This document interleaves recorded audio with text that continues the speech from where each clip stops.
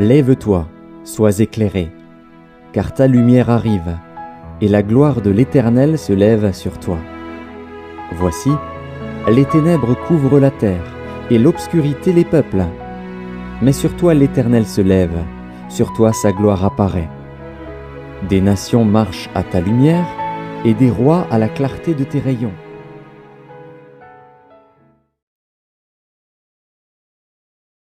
À chacun d'entre vous, mes chers invités, chers membres du groupe Rayon d'Espoir, c'est pour nous un heureux privilège que vous soyez avec nous pour notre reprise pratiquement de nos activités. Nous avons déjà commencé il y a de cela plusieurs semaines une série sur les 8 lois de la santé. Et en ce soir, nous allons poursuivre avec cette série. Nous sommes vraiment heureux et choyés que vous soyez avec nous, chers internautes, chers invités. Il est un fait pratiquement incontestable que l'eau est indispensable à l'homme et à d'autres êtres vivants comme les animaux et les plantes.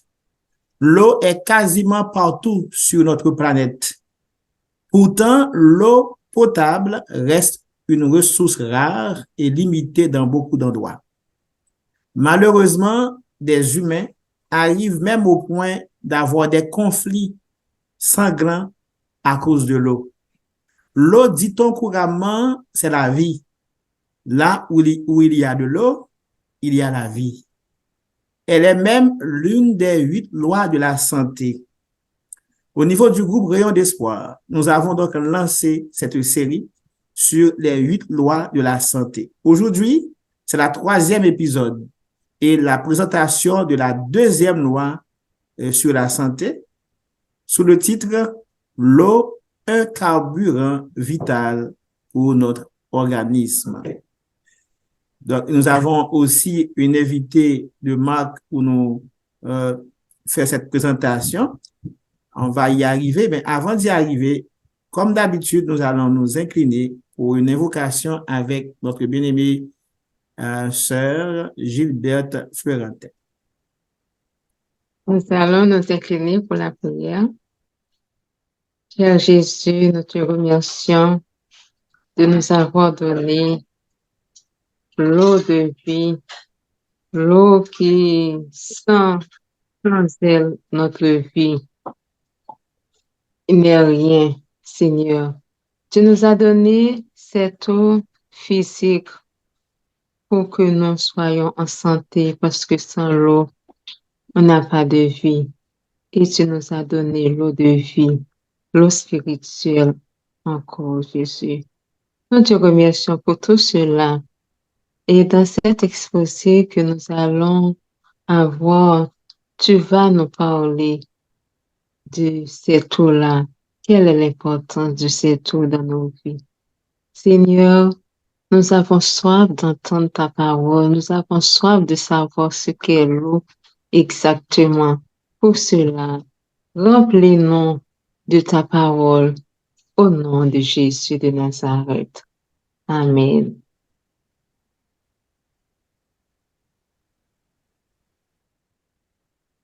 Sans plus tarder, nous allons vous présenter notre invité spécial qui répond au nom de Antonine Boutet, que nous appelons affectueusement Sœur Toto.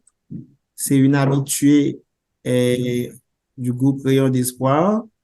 Elle n'est pas donc à sa première présentation. Elle nous revient en ce soir, en cet après-midi plutôt, avec le sujet que j'ai énoncé tantôt. Sœur Antonine Boutin est une mère de famille. Elle a 3 grands garçons, 3 adultes qui, si je ne m'abuse, qui sont encore célibataires. Donc, il y a de la place. Sœur Toto également est une servante du Seigneur. Elle est une ancienne et à l'église adventiste Shekinah d'Ottawa. Et elle prête toujours ses services. Elle ne se fait pas prier quand on l'appelle pour exécuter un point quelconque, pour pour présenter un sujet quelconque. Donc, Sœur Antonine, le groupe Rayon d'Espoir, par mon truchement, vous souhaite la bienvenue parmi nous, si je peux m'exprimer ainsi, et nous sommes contents que vous soyez avec nous en ce soir. Sœur Toto également est une infirmière retraitée. Donc, c'est quelqu'un qui connaît bien son sujet dans ce domaine-là de la santé. Donc, je vais vous, sans dire plus de mots, je vais vous laisser avec Sœur Antonine Boutin pour sa présentation. Merci bien. Et vous m'avez déjà annoncé bonsoir tout le monde. Attendez une minute. Bonsoir. Mon nom, c'est Antonine Boutin, comme vous le savez. C'est un réel plaisir pour moi de partager certaines informations avec vous sur l'eau. L'eau qui est un carburant vital pour notre organisme. Oui, et l'eau est essentielle au bon fonctionnement de l'organisme et remplit à environ 65% chez l'adulte, un véritable carburant présent. L'eau est le principal constituant du corps humain. Donc, la quantité moyenne d'eau contenue du corps humain contenu dans l'organisme adulte, 65%, comme je vous dis, et qui correspond à 45 litres d'eau à part de l'oxygène. L'eau est le deuxième élément vital. On ne peut pas vivre sans boire de l'eau. On peut rester quelques jours sans manger, mais pas l'eau. Sans l'eau, aucune vie n'est possible sur Terre. Donc, sa composition chimique est de l'eau et H2O, comme vous le savez, elle est indispensable à la vie. De plus, elle n'a aucune calorie, donc elle ne fournit pas d'énergie. Donc, la bonne eau, elle est incolore, inodore, sans saveur, quand elle est claire, quand elle n'est pas contaminée, bien entendu. Donc, après l'oxygène, l'eau est le deuxième élément vital sur Terre. Sa répartition dans le corps humain, dont nous avons le poumon, il y a de l'eau, quand on respire, il y a 70%, d'après les informations, les recherches, le sang, il y en a au moins 79%, le cerveau, 76%, les muscles lisses, 75%, il y a aussi même de l'eau dans les os, 22,5%, et les tissus adipeux, comme les tissus qui ont beaucoup de graisse, 10%. Donc, pourquoi boire de l'eau, chers frères, chers amis? C'est très important parce qu'elle est le carburant de la vie présente dans chaque cellule du corps, ainsi que dans tous les fluides du corps. Nous avons de l'eau dans la respiration, le crachat, le sang, il y en a tout partout de l'eau. Donc, avec l'oxygène, l'eau peut être considérée comme un véritable carburant pour notre organisme au quotidien, parce qu'elle est carburant de la vie présente de chaque cellule du corps humain. Et comme je vous avais dit, avec l'oxygène, l'eau peut être considérée comme un véritable carburant pour notre organisme, tel que mentionné tout au début de la présentation. Quelques recommandations. Au quotidien, buvez au moins 1,5 litre d'eau pour faire le plein, pour ne pas être déshydraté, pour être bien hydraté. Sauf si vous avez une restriction, par exemple pour les personnes qui font une rétention d'eau, ces personnes-là n'éliminent pas l'eau facilement, donc il y a une rétention. C'est pour cela qu'il y a certaines personnes qui ont de l'œdème aux membres inférieurs et même au visage, aux membres inférieurs, surtout aux pieds, aux chevilles. À ce moment, votre médecin traitant déterminera la quantité à consommer par jour. Donc, c'est vrai, on doit boire de l'eau, mais on ne peut pas nous noyer dans de l'eau aussi. Boire de l'eau est vital pour le bon fonctionnement de l'organisme. Chers frères et sœurs, chers amis, j'ai l'habitude de dire chers frères et sœurs, chers amis, nous avons des frères et sœurs aussi. Donc, boire de l'eau est vital pour le bon fonctionnement de notre organisme, tant sur le plan physique qu'émotionnel et mental. Donc, il faut bien s'hydrater. Bien s'hydrater, surtout quand il fait très chaud. Hein? Pourquoi est-ce si important de boire de l'eau? Oui, c'est important parce que quand il fait très chaud, on transpire et même par la respiration, on perd de l'eau. Par la respiration, les urines, etc. Les personnes qui font des randonnées, par exemple, les coureurs, et j'en passe. De plus, l'eau participe aux nombreuses réactions chimiques dont le corps humain est le siège. Elle assure le travail d'un certain nombre de substances dissoutes indispensables aux cellules. Vous savez que l'eau peut dissoudre et même certaines matières. Elle permet également l'élimination des déchets métaboliques. Certaines fois, il y a des personnes qui ont la constipation. Ces personnes-là ne boivent pas beaucoup d'eau, donc ça peut causer aussi la constipation quand les déchets, il n'y a pas assez d'eau dans votre corps pour les diluer, vous ne buvez pas beaucoup d'eau. Donc, c'est important de boire de l'eau. Elle aide aussi au maintien d'une température constante à l'intérieur du corps. Il y a certaines personnes qui ont toujours très, très, très chaud, mais quand on boit de l'eau, ça peut maintenir une température constante à l'intérieur du corps. Oui. Oui, je vous dis de bien vous hydrater, surtout quand il fait très chaud, on transpire et on perd de l'eau. Donc, quelle est l'importance de l'eau dans notre organisme? Elle participe aux nombreuses réactions chimiques dont le corps humain est le siège. Elle assure le travail d'un certain nombre de substances indispensables aux cellules. Elle permet l'élimination des déchets, comme je viens de vous mentionner, les déchets métaboliques. Elle aide au maintien d'une température constante. Sans l'eau, aucune vie n'est possible sur Terre. Comme je vous l'avais déjà dit, le constat est simple et visible. Tout être vivant a besoin d'eau pour exister. Même les plantes, les animaux, tout ce qui a vie, on a besoin de l'eau pour exister. Notre corps est constitué de environ 65% d'eau, soit environ 45 litres, comme je vous avais mentionné au début. Donc, boire de l'eau à jeun, surtout, c'est un conseil au lever. Et il y a aussi une perte de 10%. Par exemple, notre corps est constitué d'environ 65%, soit environ 45 litres.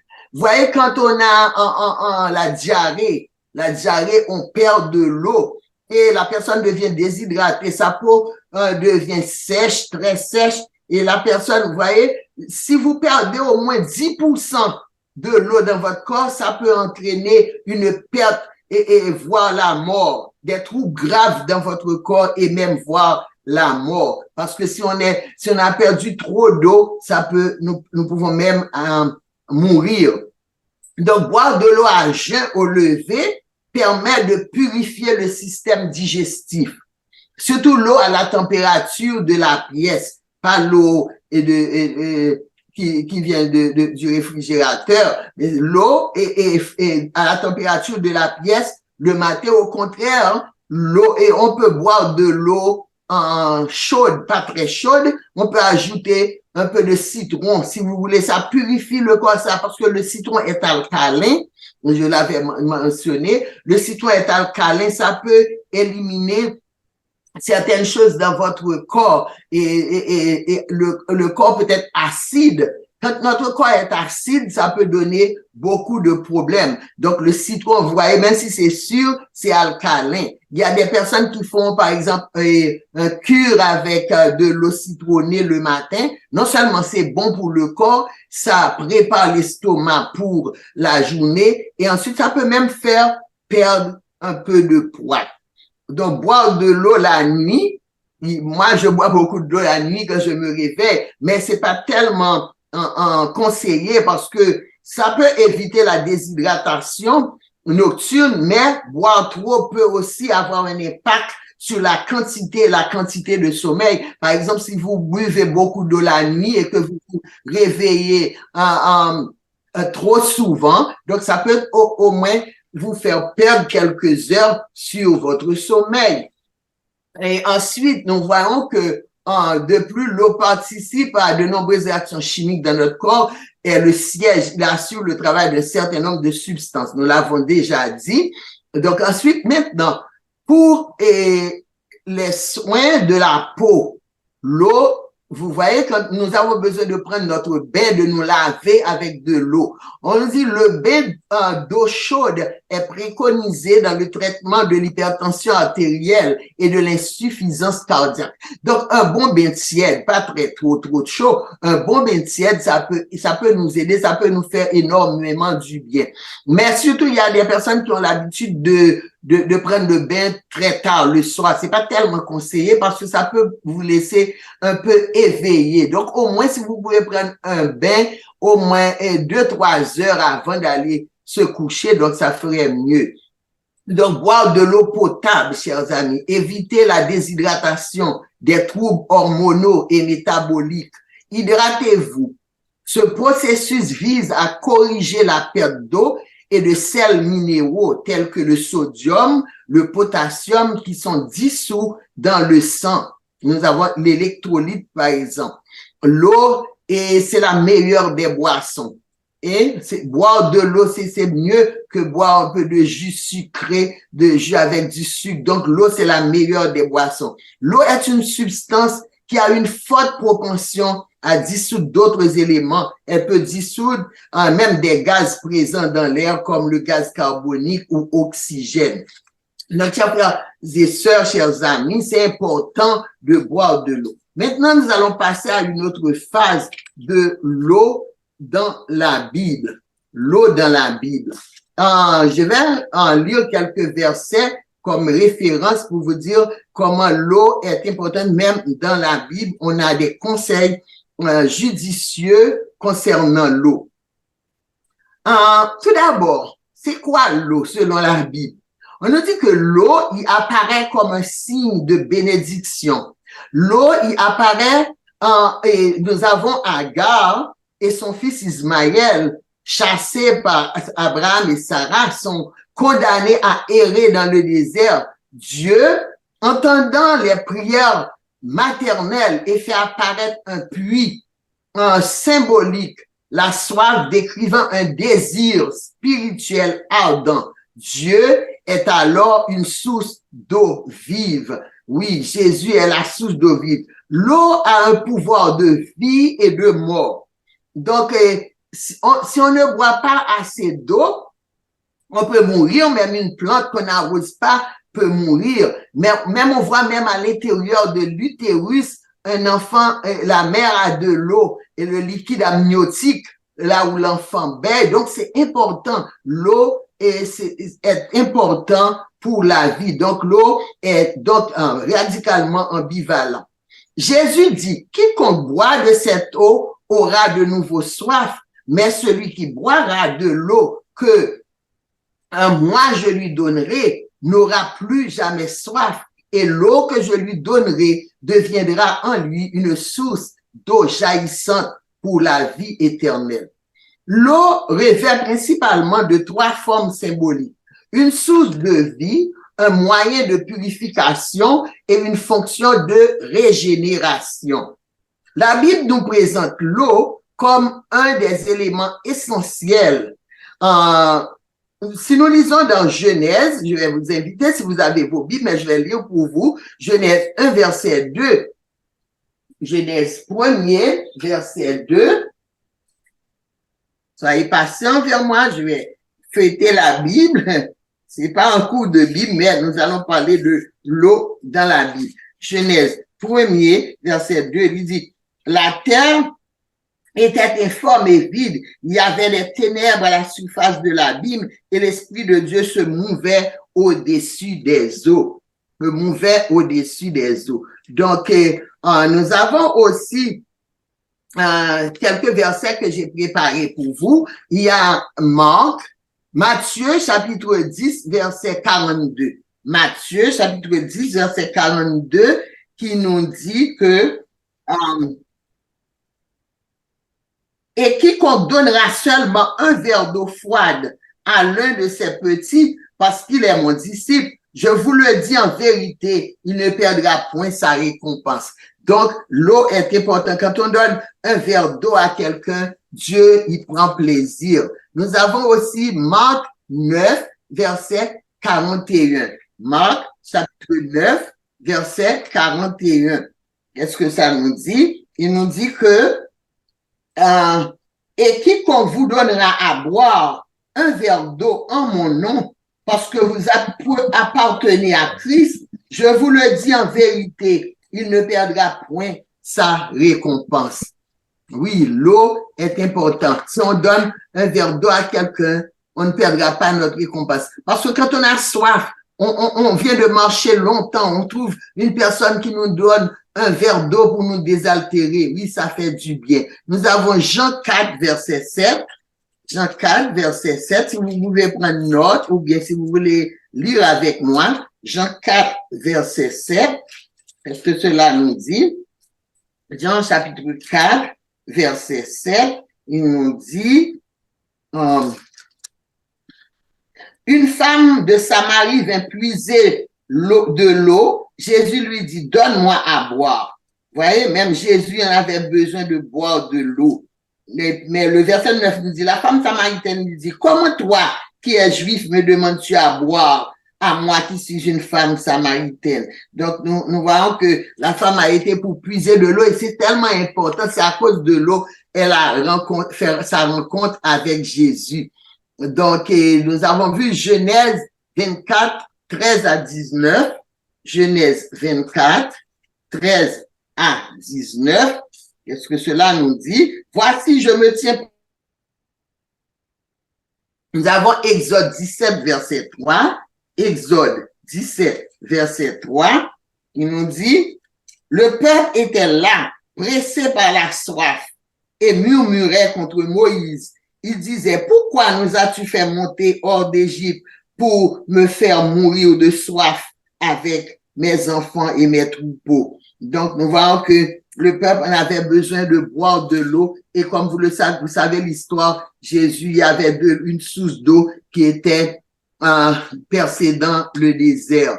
Donc, nous avons le psaume 104, versets 10 et 11. Le psaume 104, versets 10 et 11. Le psaume 104, versets 10 et 11 qui nous dit, il conduit les sources dans des torrents qui coulent entre les montagnes. Elle abreuve tous les animaux des champs, les ânes sauvages, y étanche leur soif. Voyez, l'eau est importante, l'eau est vitale pour les plantes, pour les animaux, pour l'homme et pour le bétail. Donc, nous avons Ézéchiel en 43, verset 20, ou bien Ésaïe 43, verset, Ézéchiel 23, verset 20. Ézéchiel, Daniel, donc je vais chercher après. Donc, je vais, Jean 7, verset 38 à 39. Jean 7, verset 38 à 39.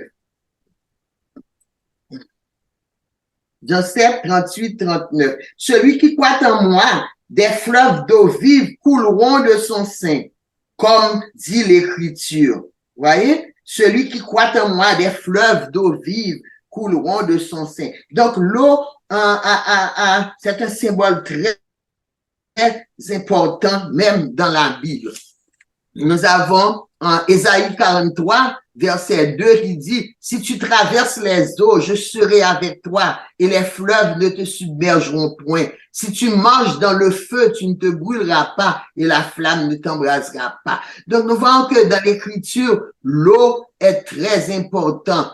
Celui qui croit en moi, Jean 7, 38, nous dit, des fleuves d'eau vive couleront de son sein. Donc, nous devons croire en Jésus-Christ. Nous voyons que l'eau est tellement importante dans la vie de tout le monde, dans la vie des plantes. Donc, c'est pour cela que nous devons boire de l'eau. Nous ne devons pas négliger de boire de l'eau. Nous savons que l'eau, c'est un nom féminin, on dit une eau d'ailleurs, c'est un liquide naturel, inodore, incolore et sans saveur, transparente, quand elle est pure, bien entendu. Nous avons 3 états de l'eau. L'eau à l'état solide, l'eau à l'état liquide et l'eau à l'état gazeux. Les grandes étapes du cycle de l'eau. Nous avons l'évaporation, nous avons la condensation, la transpiration, les précipitations, le ruissellement, les filtrations, la circulation souterraine de l'eau. Il y a de l'eau même en dessous, sous la terre.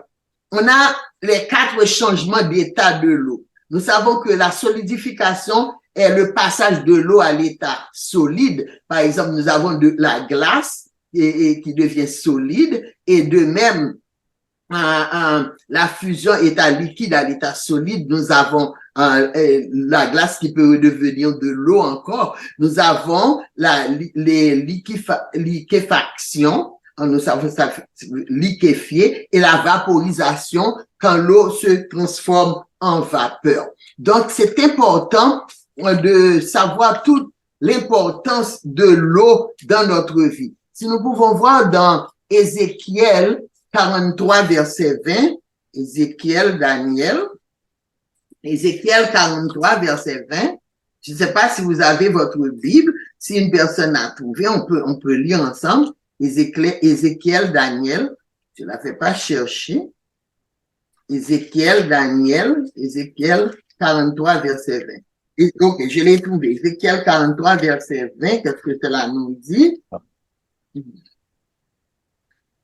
Ézéchiel, chapitre 43, verset 20.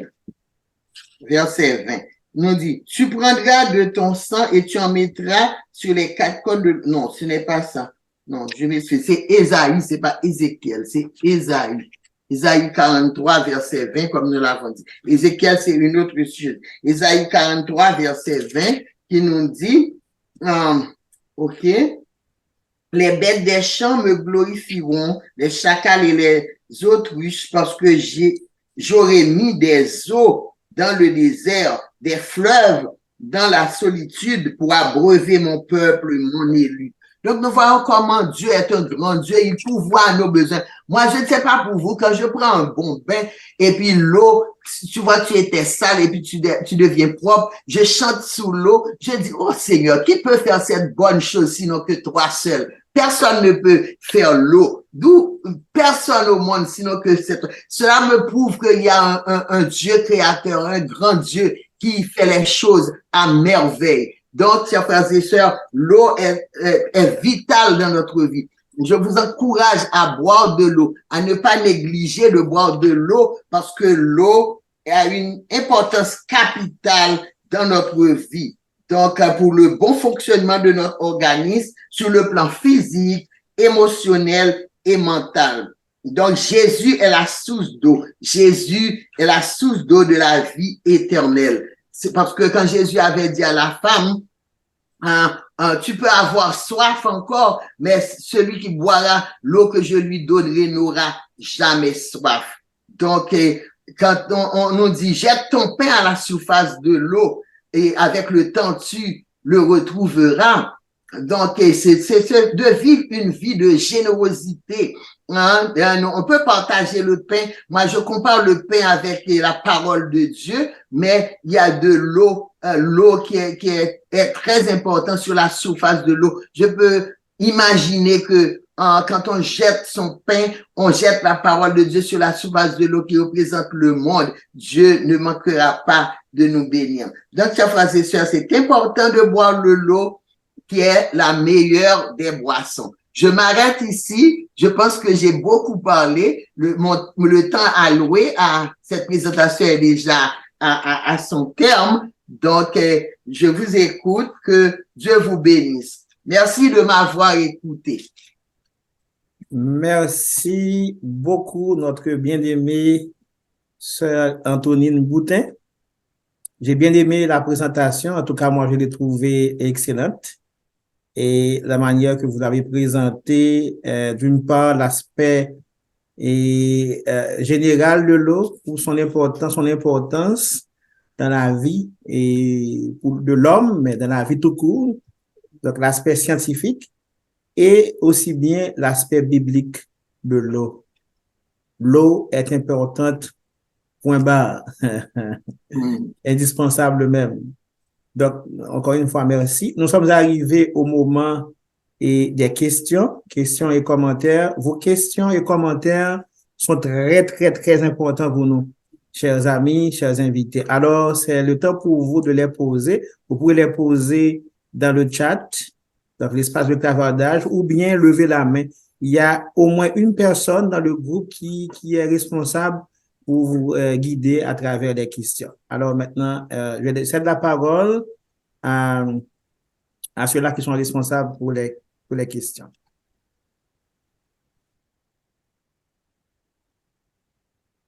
J'ai une question.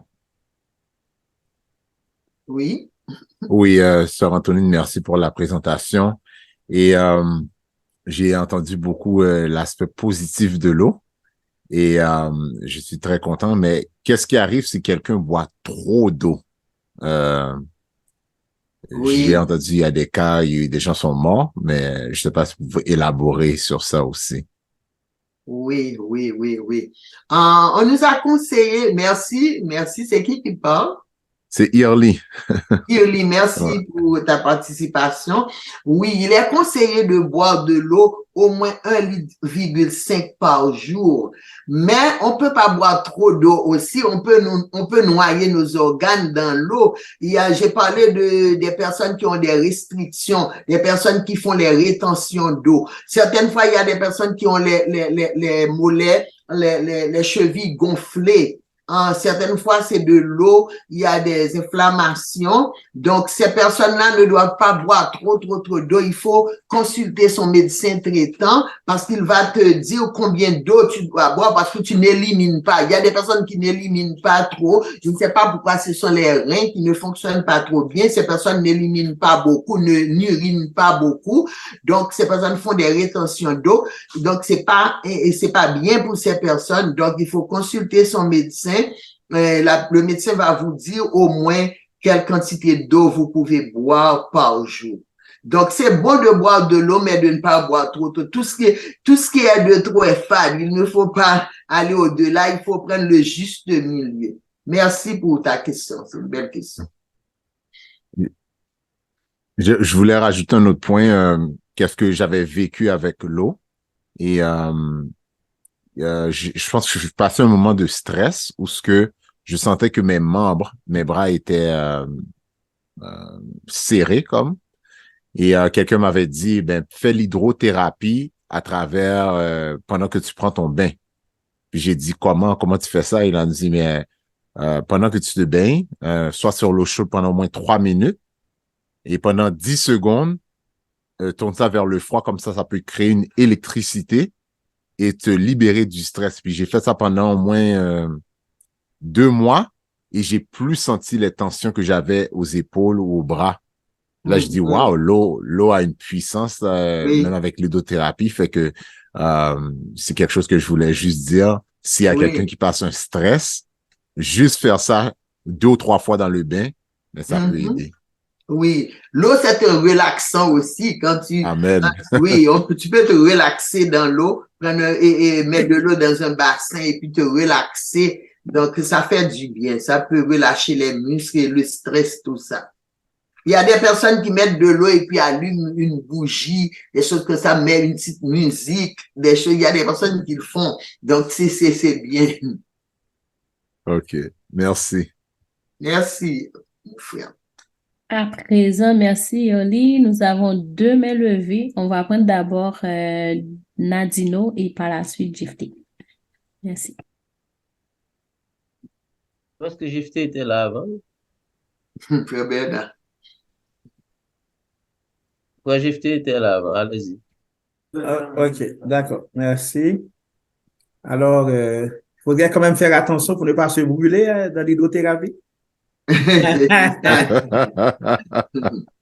Alors, ma question, c'est que très généralement, ou bien le plus souvent, c'est que on boit pas assez d'eau. C'est l'autre extrême. Maintenant, est-ce qu'il y a une astuce, cher Anthony, une astuce qui nous permettrait, parce que il y a de l'eau à la maison, des fois il y a de l'eau un peu partout, on sait qu'on doit boire de l'eau, on sait que c'est important pour notre organisme, et puis on n'en boit pas assez le plus souvent. Est-ce qu'il y a une astuce qui nous permettrait vraiment de boire la quantité d'eau suffisante chaque jour? Oui, il faut avoir, frère GFT, merci pour la question, il faut avoir la bonne volonté. C'est vrai, il y a des personnes qui ne boivent pas de l'eau, du tout presque, même une petite gorgée. Je vois surtout chez les personnes âgées, avec qui j'ai travaillé beaucoup, ils préfèrent boire du 7-Up, des ginger ale, des choses comme ça. Mais non, ça ne remplace pas l'eau.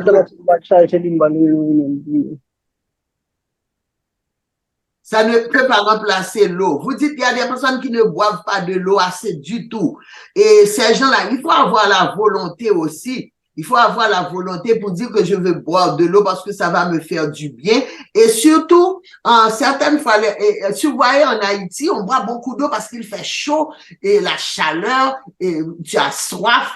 Ou bien, quand on mange la nourriture avec une certaine saveur, il y a des personnes, la nourriture est toujours, comment je dirais, elle n'a pas de goût vraiment. Donc, je ne veux pas dire qu'on doit manger une nourriture salée, mais quand la nourriture a une bonne saveur, ça nous excite à boire de l'eau. Mais l'important, c'est que nous savons que nous devons boire de l'eau, nous devons prendre cette habitude de boire de l'eau, ne pas attendre quand on a soif, mais de boire de l'eau pour nous réhydrater. C'est vrai, il y a des personnes qui ne boivent pas de l'eau, mais on peut prendre la bonne habitude de dire c'est bon pour ma santé, donc je vais boire de l'eau.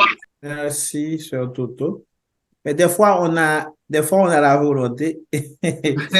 C'est pas la volonté qui manque, mais pour une raison ou une autre, on boit pas tout. On attend, et puis c'est quand on ressent la soif, et puis là, ok.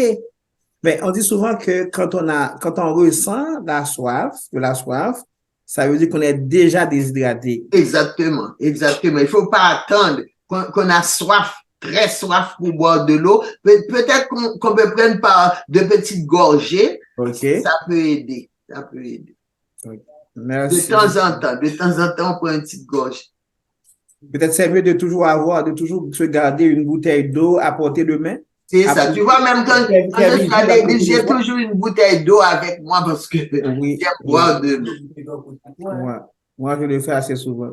Oui. C'est ça. Merci. Merci, frère Gifté. Merci beaucoup. Je vous salue. Merci à Sœur Antonine pour la belle présentation. Alors, quand on a soif, c'est qu'on est déjà déshydraté. Je pense que c'est pas une déshydratation sévère. C'est pas sévère, mais c'est béni. On peut attendre le soir et j'ai l'impression vraiment on n'est pas osseux à boire de l'eau. Moi, des fois, la bouteille est là, tout près du bureau, mais j'ai oublié quand même. C'est le cas après, tu ne bois pas. Mais celui je me demande, est-ce que quand on a faim, mais tu as parlé de boire de l'eau à jeun, est-ce que même au cours de la journée aussi, si on a faim, on boit de l'eau, est-ce que c'est utile ou c'est pas bien? C'est bien quand même. Ça peut remplacer au moins et de trop manger. Surtout moi, j'aime manger en tôt, mais le soir, si je vois que j'ai besoin de prendre quelque chose, au lieu d'aller en bas dans la cuisine pour manger, je bois de l'eau. J'ai toujours de l'eau dans ma chambre, je bois de l'eau et puis je me couche. Tu oublies la nourriture. Donc, c'est ça. L'eau peut remplacer. Mais oui, on peut vivre sans manger pendant plusieurs jours, mais pas sans eau. Ouais, ça fait pousser la faim un peu, on dirait, quand on boit de Oui. l'eau, vraiment. Mm. Mais ma question vraiment, c'était par rapport, on a parlé tantôt de l'eau potable, on doit boire de l'eau potable, mais je me demande, il y a vraiment des pays où l'eau n'est pas potable. Même au Canada aussi, on a des problèmes avec l'eau, surtout l'eau qui coule dans le robinet, on dit qu'il y a du chlore, ou non, il y a Il y a certaines pas fois des chlore, il y a autres quelque chose substances. dans l'eau, on dit qu'il faut laisser couler avant de boire tout de suite. Alors, si l'eau qu'on boit, ou du moins, si l'eau est tellement vitale, est-ce que c'est correct, mais quand c'est pas potable ou qu'il y a des choses dans l'eau qui sont pas bonnes pour l'organisme? Parce qu'en Haïti, il n'y a pas vraiment de l'eau potable, par exemple. Il y a d'autres Oui. pays en Afrique aussi, peut-être les eaux ne sont pas potables, mais ces gens-là, ils vivent quand même. Est-ce que c'est l'organisme qui Bon. devient rustique? C'est ça. C'est une très belle question, Sœur Nadine. C'est vrai, on doit boire de l'eau potable. Même ici, l'eau dans le robinet, on nous a dit de laisser couler l'eau pendant quelques minutes parce qu'il y a, par exemple, le plomb, le mercure, de l'eau traitée. C'est de l'eau sale, de l'eau stagnante qu'on prépare pour nous donner. On dit qu'on purifie, mais il y a toutes sortes de choses. C'est pour cela, certaines fois, on nous dit de faire bouillir l'eau parce que, oui, c'est vrai, dans les pays sous-développés, j'ai l'habitude de voir, de constater de l'eau, c'est comme de l'eau rouge, sale que les enfants boivent, mais cette eau-là les rend malades, toutes sortes de problèmes. Il y a la diarrhée, la dysenterie, le choléra, toutes sortes de problèmes dans l'eau qui n'est pas potable. C'est vrai, nous, on dit que notre eau n'est pas correcte, on laisse couler, mais il y en a vraiment de l'eau sale. Ces gens-là, ils n'ont pas de choix et l'eau est tellement vitale, ils ne peuvent pas rester sans boire de l'eau, sans cuisiner. Ils sont obligés de se servir de cette eau-là, mais cette eau-là les rend malades. Tu vois comment ces enfants-là sont malades. Mais je ne sais pas, dans certains pays où on jette des résidus dans les rivières, des usines dans les rivières, des choses, ça, on ne rend pas l'eau potable. Donc, c'est pas bon de boire de l'eau qui n'est pas potable parce que ça peut nous rendre très, très malades et même causer la mort. La diarrhée, toutes sortes de problèmes. Eh bien, si je comprends bien, c'est comme tantôt qu'on a dit, quand on boit de l'eau, ça pousse un peu la faim, mais on dirait si on boit de l'eau qui n'est pas potable aussi, qui ont des problèmes, c'est juste, on repousse un petit peu la mort. On veut pas mourir, passer une semaine sans boire pour mourir, mais si on boit une eau qui n'est pas potable, quand même, il va avoir d'autres répercussions sur notre vie. On fait juste repousser le problème. Exactement, Sœur Nadine. Merci, c'est une très belle question. C'est vrai. Ces gens-là pauvres, ils n'ont pas de moyens, ils sont obligés, mais ça les rend malades. Je ne sais pas si tu as l'habitude de voir la télé sur des émissions, surtout le canal 15, je ne sais pas pour au Québec, et en Ontario, quand je regarde, il y a les enfants de l'Afrique, d'autres pays, de l'eau sale, mon Dieu. Mais il y a des missionnaires parfois qui vont pour creuser des citernes ou bien pour des puits artésiens pour pouvoir aider ces gens-là. Ils sont heureux de boire de l'eau potable. Donc, Dieu nous a créés avec une eau saine, mais les hommes, qu'est-ce qui est arrivé? Le péché, tout ça a pollué la nature, ce qui arrive que notre eau devient contaminée. Merci, Sœur Lambert. Merci, Sœur Antonine. Il y a une question dans le chat qui dit, faut-il impérativement boire de l'eau ou bien il suffit d'en consommer d'une manière ou d'une autre? Exemple, si je bois le jus limonade, il y a de l'eau là-dedans. Ou bien ce n'est plus de l'eau à cause du mélange. Et la personne a mis 3 points de suspension. Je reprends la question. Faut-il impérativement boire de l'eau ou bien il suffit d'en consommer d'une manière ou d'une autre? Exemple, si je bois du jus limonade, il y a de l'eau là-dedans, ou bien ce n'est plus de l'eau à cause du mélange. C'est ça, une question dans le chat. Oui. La personne a déjà répondu. Ce n'est plus de l'eau à cause du mélange. Parce que parfois, on ajoute du sucre, on ajoute vitamine C dans certains jus commerciaux. Bon, ce n'est plus de l'eau. Ce n'est plus de... C'est vrai, quand on boit, par exemple, si on est déshydraté, on boit du jus. Donc, quand même, il y a de l'eau là-dedans. Il y a de l'eau là-dedans. C'est pas mauvais, tellement mauvais, mais le jus ne peut pas remplacer l'eau. Le jus ne peut pas remplacer l'eau. Donc, c'est important de boire de l'eau. On nous dit que c'est la meilleure des boissons. Donc, avec le sucre, et vous savez que ça peut causer d'autres problèmes dans votre corps, trop de sucre, des choses qu'on ajoute, des choses, les spartans, par exemple, ça peut causer d'autres problèmes. Il y a de l'eau dans le jus, c'est vrai, on ajoute de l'eau, mais ça peut pas remplacer l'eau. Ça ne peut pas remplacer l'eau. Ce n'est pas l'eau que vous buvez. Vous buvez du jus. Il y a de l'eau là-dedans avec d'autres sucres, d'autres éléments, mais ce n'est pas l'eau. L'eau est incolore, inodore, sans saveur. Il y a de l'oxygène dans l'eau. De l'oxygène. Et de l'hydrogène. Je ne sais pas si ça vous convient si je réponds. Le jus n'est pas l'eau. D'accord, merci beaucoup pour les questions. Là, nous avons Irly encore une fois qui a une question. Qui? Irly. Irly. Oui, ouais. Oui, Sœur Antonine, j'ai bien aimé l'aspect que tu as partagé avec jeter son pain sur l'eau.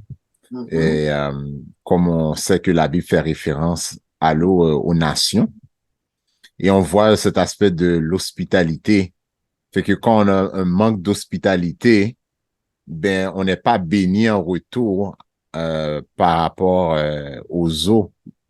Les gens auraient pu t'aider sur certaines choses, mais ils ne peuvent pas t'aider parce que tu ne partages pas. Et je pense que c'est la même chose aussi avec Dieu, qu'on passe pas du temps. On n'aura pas cette eau interne à donner aux autres si on n'a pas cette hospitalité envers Jésus. Fait que j'aimerais parler aussi, tu sais, des fois on voit dans certains pays des sécheresses. Pourquoi? Des fois, je pense, Dieu nous dit dans la Bible que à cause que vous n'aimez pas votre prochain, il y a des crimes. Vous voyez, il y a des zones où ce que Dieu ne donne pas d'eau parce que il y a trop de crimes. Fait que je sais pas si vous pouvez élaborer sur ça. Et on dirait que ça fait partie aussi de cette charité-là pour que de l'eau puisse être dans cette région-là ou quoi que ce soit. Fait que je sais pas si vous pouvez élaborer. OK. OK. Oui, il y a des régions où il y a beaucoup de sécheresse. La pluie ne tombe pas. Nous avons comme nous avons le prophète Élie qui a prié pour que la pluie ne tombe pas pendant un certain temps et après, il a prié pour que la pluie tombe. Dieu a entendu. Mais c'est le péché qui cause tous ces problèmes-là. Cette affaire de sécheresse, non seulement le péché, les gens, il y a la sécheresse à effet de serre, les choses à effet de serre qui occasionnent beaucoup de sécheresse. La terre devient brûlée, il y a des déserts, ça devient des déserts, même des animaux meurent à cause qu'il n'y a pas de l'eau. Mais le péché, c'est l'effet du péché quand même.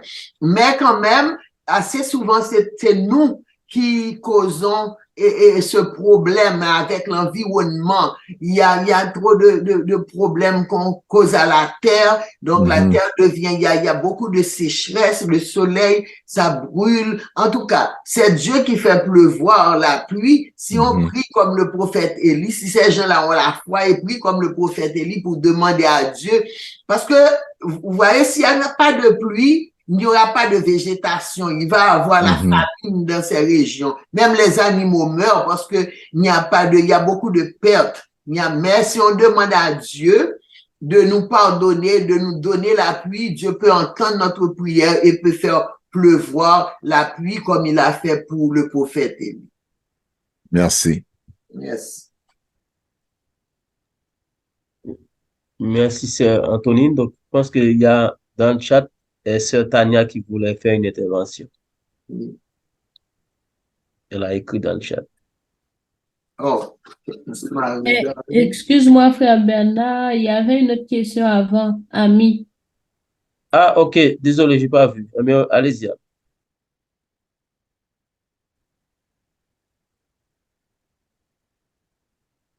Oui, j'écoute. Ah, c'est dans le chat? Maintenant, tu peux lire la question.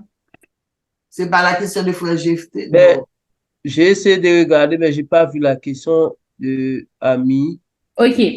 La Est-ce personne que tu écrit, peux le lire? je vais lire. Je remercie la sœur pour sa présentation. Alors, j'aimerais savoir pourquoi certaines femmes mettent leurs enfants au monde dans des bains. Est-ce que cela ne met pas la vie du bébé en danger? Bon, moi, j'ai 3 enfants, je ne l'ai pas fait.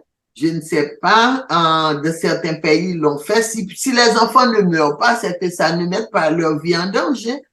Donc, c'est tout ce que je peux dire, mais ça pourrait si on laisse le bébé se noyer dans l'eau. Mais si on le fait dans certains pays, c'est parce que pour eux, ils n'ont pas de problème avec ça.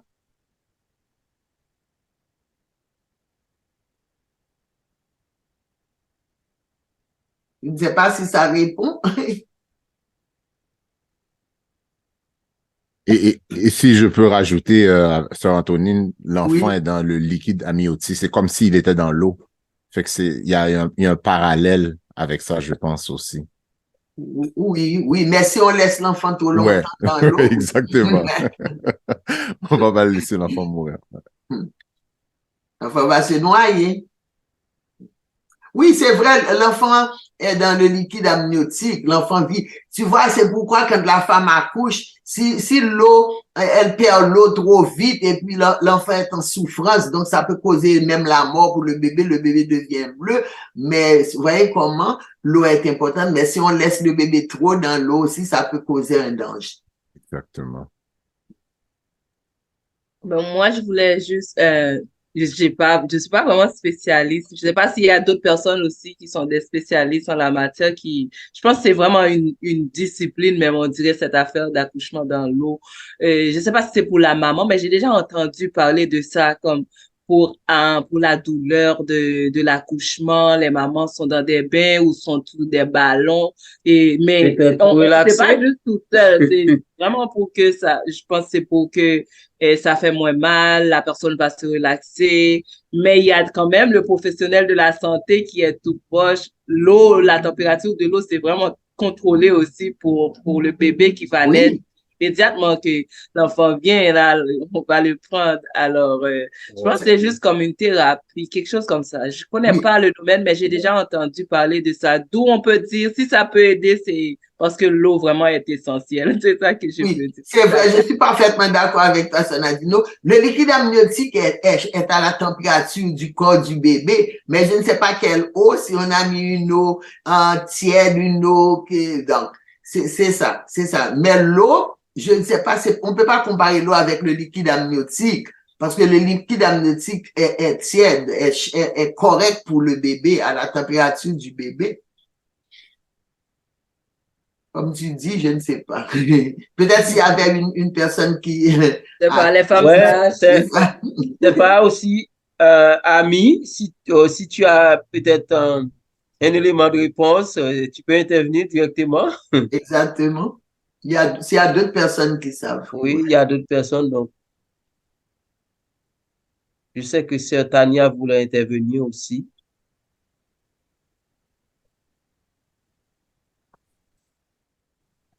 Bonsoir tout le monde, bonsoir à la grande famille Rayon d'Espoir.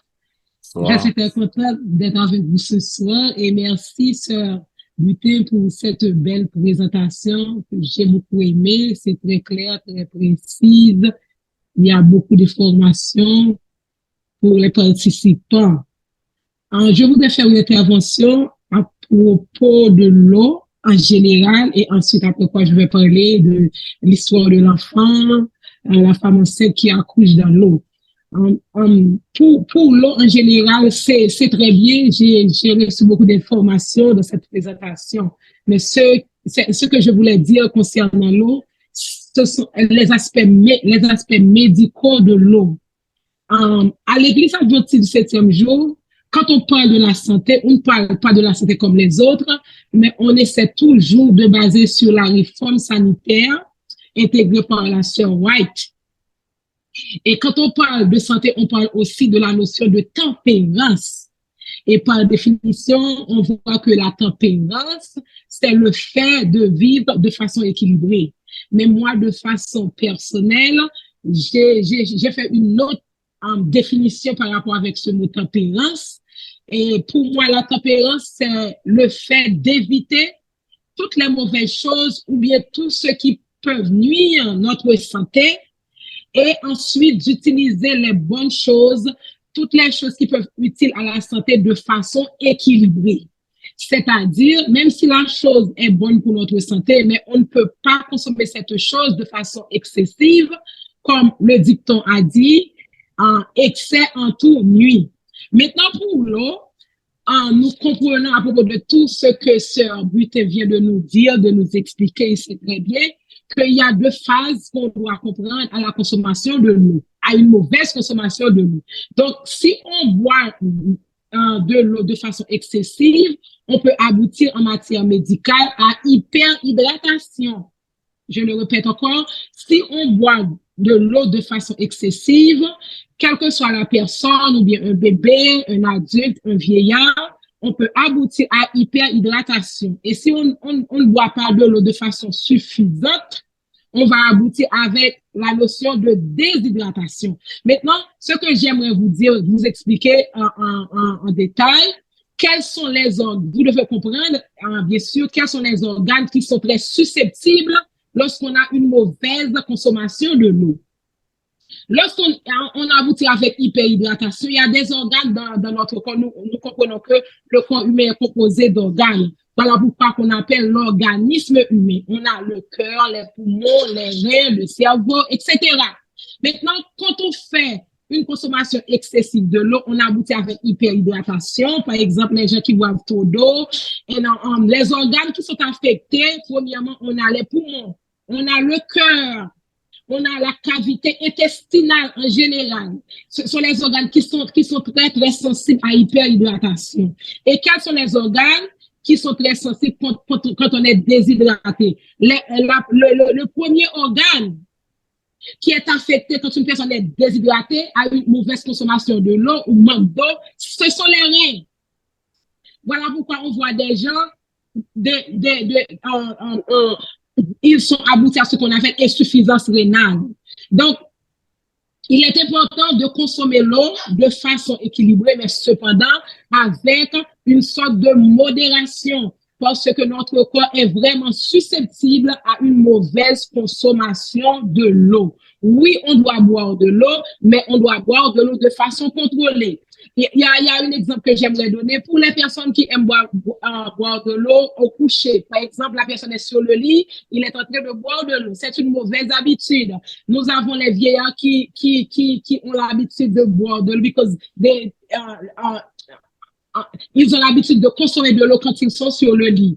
Quand on boit de l'eau de façon couchée, on peut aboutir à la pneumonie parce que l'eau peut laisser la voie intestinale et va directement dans les poumons et on va avoir la pneumonie. Donc, il faut boire de l'eau, mais il faut boire de l'eau de façon contrôlée parce que quand on parle de tempérance non les adventistes, on ne voit pas seulement les notions sanitaires, mais on voit l'habitude de faire tout ce qui est bon avec modération et d'éviter tout ce qui est mauvais. Donc, en matière de santé, en matière de consommation de l'eau, tout ce que Sœur Anthony vient de nous dire, c'est bien, mais nous devons apprendre en résumé que les maladies liées à une mauvaise consommation de l'eau, que ce soit la déshydratation ou l'hyperhydratation, on doit les éviter et définitivement parce que quand ils sont trop sévères, il peut nous coûter la vie. Maintenant, c'est pas seulement le fait de ne pas consommer assez d'eau qui peuvent causer la déshydratation. Il y a des problèmes de santé également. Quand on a l'hémorragie, par exemple, une personne qui perd du sang de façon excessive, la personne peut entraîner ce qu'on appelle choc hémorragique. C'est une sorte de déshydratation. Quand quelqu'un a un vomissement, diarrhée, toutes ces choses peuvent causer la déshydratation. Si on travaille sur les deux plans, et on n'a pas bu assez d'eau, la personne peut aboutir à une sorte de déshydratation parce que le soleil va absorber de l'eau dans le corps et le corps n'a pas assez d'eau pour fonctionner, la personne peut aboutir avec une sorte de déshydratation. Donc, comme Sœur Anthony vient de dire, Dieu nous a donné l'eau, l'eau c'est un patrimoine divin. On doit respecter l'eau que Dieu nous donne, mais cependant, on doit faire bonne utilité de cette eau parce que l'eau en général, c'est la vie. C'est là mon intervention. Et juste avant de finir, c'est concernant le bébé dans l'eau. Ce que vous devez comprendre pour le bébé dans l'eau, quand le bébé est dans le liquide amniotique ne consiste pas seulement d'eau. Il consiste en une partie d'eau, mais il y a des éléments constituants dans le liquide amniotique. Et le bébé à l'intérieur de la mère, il ne respire pas par le nez. Voilà pourquoi le bébé ne peut pas aspirer de l'eau du liquide amniotique. Le bébé absorbe de l'eau par le biais du cordon ombilical. Donc, Dieu a fait toutes les choses bonnes. Dieu n'a pas fait d'erreur, mes amis. Donc, si on voit que le bébé est à l'intérieur de la mer, il est en train de nager dans l'eau, mais il ne veut pas noyer, ni boire, ni aspirer de l'eau parce que le bébé ne respire pas par le nez, il respire par le cordon ombilical. Voilà pourquoi à la naissance, on voit tous les bébés, ils poussent des cris. Le cri, l'explication scientifique du cri du bébé, c'est que quand le bébé vient à l'extérieur, le bébé a fait sa première rencontre avec l'oxygène de l'air, il faut que le bébé pousse un cri pour que les narines s'ouvrent, l'oxygène rentre. Quand le bébé ne crie pas à la naissance, c'est un signe de détresse. Il faut que le bébé crie exigiblement.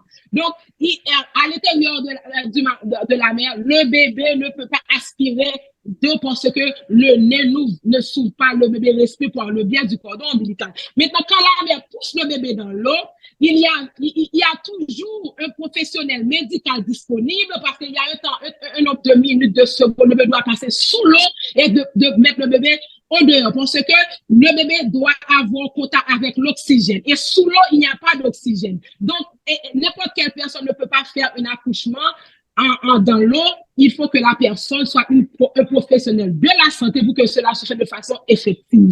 Merci très bien, merci. Je vous aime tous. Merci de m'accorder quelques minutes pour faire cette intervention. Je vous aime tous, la famille d'Espoir. Merci, Sœur Tania, pour ta participation. C'est très bien, c'est ça. Merci.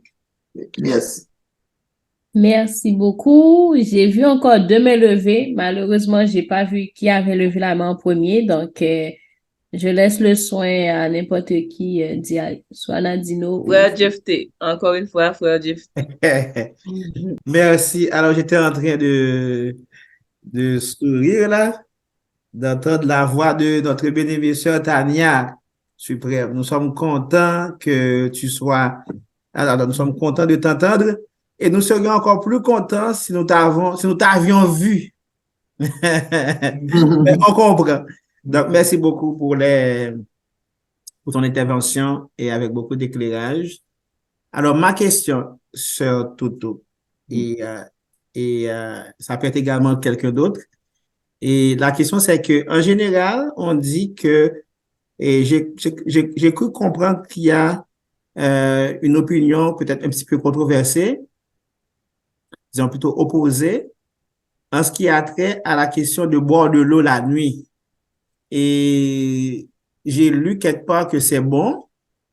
J'ai comme lu un article aussi, je me rappelle pas c'est à quel moment. Et on montre que c'est pas bien de boire de l'eau la nuit avant de se coucher. Que pourriez-vous dire vraiment sur Toto? Oui.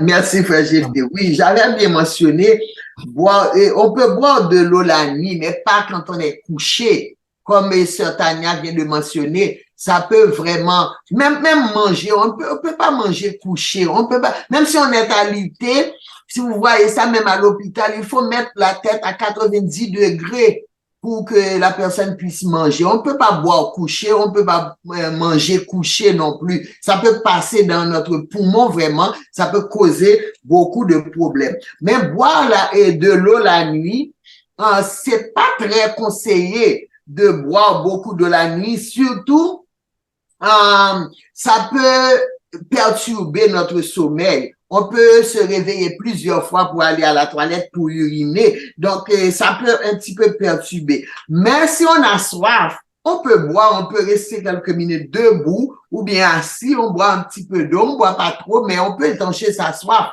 Parce qu'on peut avoir une déshydratation nocturne aussi.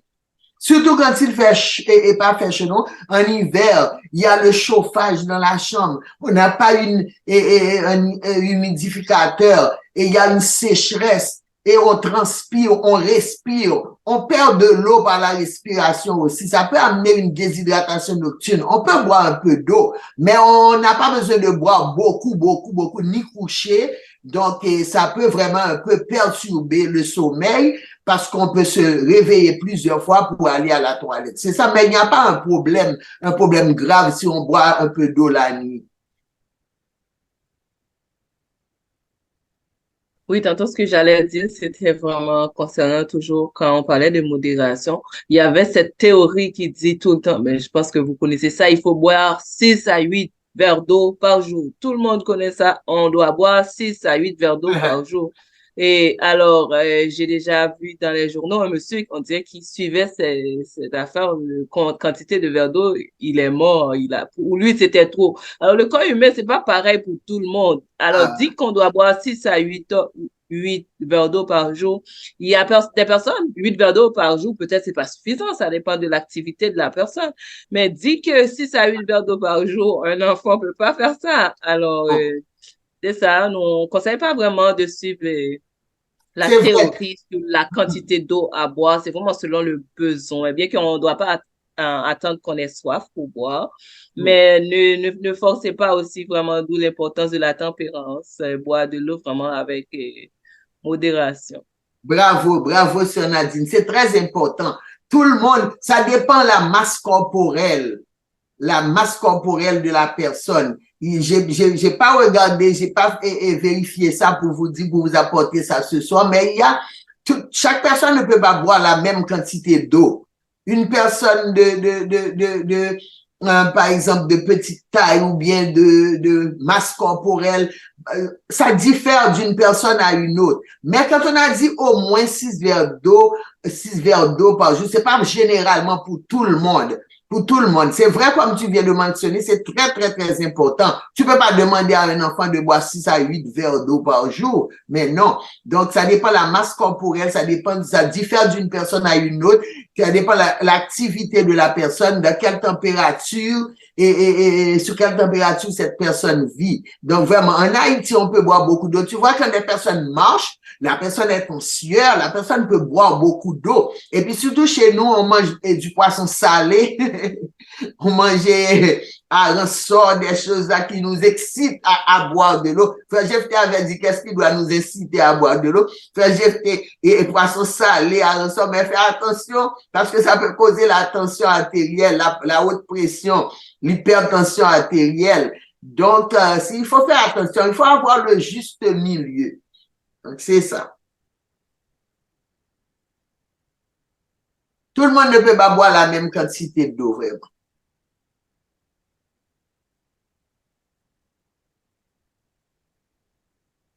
Bonjour, bonsoir.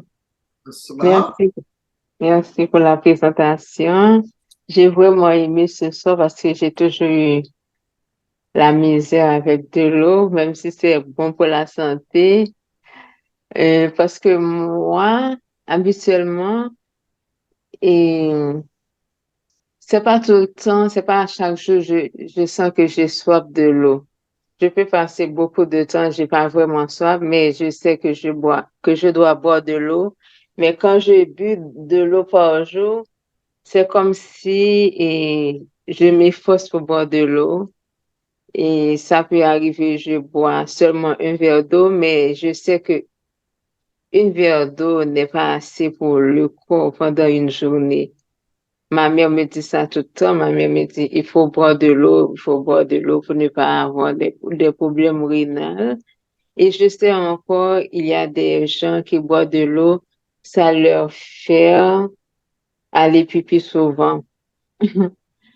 Et puis, moi, je ça quand je suis dans la rue. Je me presse pour aller quelque part et puis je dois aller faire pipi, je ne sais pas où parce que je me suis empressée. Je sais que je dois arriver au travail ou à l'école à telle heure et puis je dois m'arrêter quelque part. Je n'aime pas ça trop.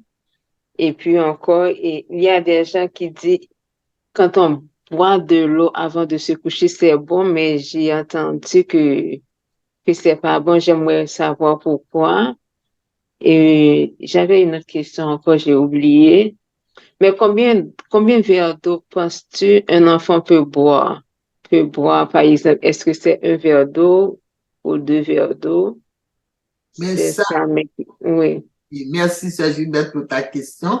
oui. Ça dépend de la masse corporelle. Je l'ai pas vérifié, mais il y a un tableau qui dit de telle masse corporelle à telle masse. Mais en général, quand on dit on peut boire 6 à 8 verres d'eau, c'est comme une façon générale, on le dit, mais pas pour tout le monde. Ça ne convient pas. Comme je t'avais dit, il y a des personnes qui ne peuvent pas boire beaucoup d'eau, qui font des rétentions. Donc, il faut consulter son médecin, par exemple, dans ce cas. Comme tu viens de mentionner, tu dis tu n'aimes pas boire de l'eau. Un verre d'eau par jour, c'est pas bon, Sœur Gilberte. Tu vas avoir la déshydratation. Tu vas avoir ta peau et des petits plis. C'est parce que tu es déshydraté. Donc, il faut boire de l'eau. Dire que de pas boire de l'eau avant de se coucher, c'est pas une règle vraiment. Tu peux boire de l'eau. Tu peux boire un peu d'eau de l'eau avant de se coucher, mais à quelle heure tu vas te coucher? Peut-être au moins 1 heure, 2 heures, tu peux boire un verre d'eau. Ça fait rien si tu te réveilles une fois la nuit pour aller uriner. Tu dis que tu n'aimes pas uriner, donc c'est pas bon. L'eau nettoie les reins, nettoie les organes. Tu vois, tu dois uriner, Sœur Gilberte. Tu dois uriner. C'est bon quand on urine. Ça nettoie tes reins. Et tu vois, les personnes qui font le dialyse, c'est parce que ces personnes-là ne peuvent pas uriner. Donc, c'est une bénédiction du ciel, oui, de pouvoir uriner. Tu peux avoir des pierres aux reins, des calculs rénaux si tu n'urines pas. Donc, c'est bien de boire de l'eau pour éliminer les déchets, pour éliminer. Donc, dis béni soit l'Éternel, tu peux uriner. Parce que quand tu ne peux pas uriner, c'est la dialyse. Tes reins ne fonctionnent pas. Donc, c'est bon d'uriner. Donc, de ce fait, il faut boire de l'eau pour pouvoir uriner. Ok, Sœur Gilberte? Oui, excusez, c'est tonton, merci beaucoup. Mais je ne sais pas ce qui m'arrive parce que même si je ne bois pas d'eau, j'urine à plusieurs fois dans la journée. Je ne sais pas pourquoi. Oui, mais peut-être que tu bois du jus, manges des fruits, parce que toutes ces choses-là ont de l'eau. La nourriture que tu manges a de l'eau, les fruits que tu manges ont de l'eau. Donc, oui, tu peux uriner, mais est-ce que la concentration de l'urine, est-ce que l'urine est forte? Est-ce que l'urine est jaune? Quand l'urine est foncée, c'est pas bon. C'est parce que tu es déshydraté, tu ne bois pas beaucoup d'eau. L'urine doit être claire, d'une couleur jaune pâle, Ok, pas foncé, ou avec une odeur forte. Si tu vois l'urine est forte, c'est que tu y as un problème. ok. Merci beaucoup, c'est tonton.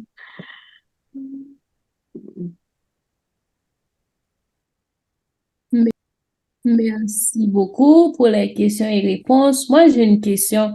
Moi, j'ai déjà entendu dire que oui, faut pas consommer comme l'eau qui sont dans les bouteilles, l'eau embouteillée. Donc, Sœur Antonine, qu'est-ce que tu pourrais nous dire par rapport à cela? Est-ce qu'on doit en consommer ou pas du tout, sachant que les bouteilles plastiques, sont Oui, fabriqués avec des produits chimiques, puis si on consomme l'eau, qu'est-ce que ça pourrait faire à notre système? c'est bon. OK. L'eau embouteillée, le problème qu'il y en a, c'est qu'il y a de mauvaises qualités d'eau embouteillée. L'eau embouteillée, tu vois qu'on vend cheap, c'est pas tellement bon. Le problème, c'est que cette eau-là, sont transportées de très loin, au soleil. Donc, on a dit que le plastique, et quand c'est réchauffé, ça donne de mauvaises choses, de mauvaise qualité à l'eau. Donc, et c'est pour cela, quand vous avez des bouteilles d'eau, vous laissez dans la voiture réchauffer au soleil, le plastique de mauvaise qualité, ça peut changer la nature de l'eau. Il y a d'autres eaux aussi, certaines eaux, je constate, qui ont du goût du sel. Je ne sais pas si vous avez remarqué ça. Il y a certaines eaux qui a du sel là-dedans. Donc, c'est pas vraiment de l'eau de très bonne qualité. Mais, il y en a certaines eaux embouteillées qui sont pas mauvaises, mais il faut pas les laisser au soleil dans les choses en plastique. C'est tout ce que je peux dire, sœur Israéline. Donc, il y en a qui sont de mauvaise qualité, vraiment. Et surtout, on transporte cette eau-là de très loin dans des trucks, des choses comme ça. Et puis, cette eau-là reste au soleil, donc la bouteille peut en donner une mauvaise qualité à cette eau-là. Mais c'est pas toutes les eaux embouteillées qui ne sont pas bonnes. Surtout ne pas les garder à la chaleur. Merci beaucoup, Sœur Antonine. Nadino, juste un instant, on va prendre Livingston d'abord, ensuite tu pourras y aller. Oui, Bonsoir à tout le monde. oui. Bonsoir à tout le monde. Bonsoir. Alors, je suis Livingston Décembre. Merci à Landel qui m'a invité.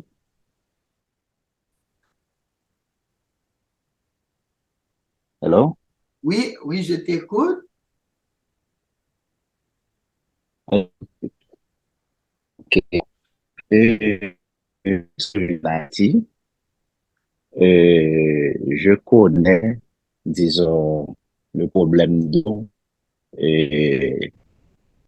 pas en Haïti. On a des eaux traitées, mais par contre, c'est pas tout traité. Mais quelque part, il n'y a pas d'eau traitée et l'eau qu'on boive, c'est loin d'être potable. Alors, concernant l'organisme humain, c'est comment vous pensez que l'organisme réagit euh, à ces eaux que boivent certaines personnes concernant l'organisme? Parce que il y a certaines personnes que je connais qui boivent des eaux traitées, mais quand ils boivent l'eau du robinet, et il y a des diarrhées, vomissements, etc. Alors que les personnes boivent l'eau du robinet et rien. Comment pour que l'organisme réagisse à potable l'eau, à l'eau qui n'est pas potable? Oui, merci frère Yventon. C'est vrai, il y a certaines personnes qui sont vraiment très sensibles. Par exemple, si vous avez l'habitude tu vois, il y a des personnes qui vont dans d'autres pays qui ont l'habitude de boire de bonne eau. Quand cette personne-là arrive dans un endroit où l'eau n'est pas potable, la personne a de la diarrhée, vomissement, toutes sortes de problèmes parce que son corps réagit automatiquement à certains microbes. Mais je pense que peut-être que ces personnes-là qui vivent dans ce pays sont immunisées. Ils sont immunisés, sont tellement habitués à boire de cette eau-là.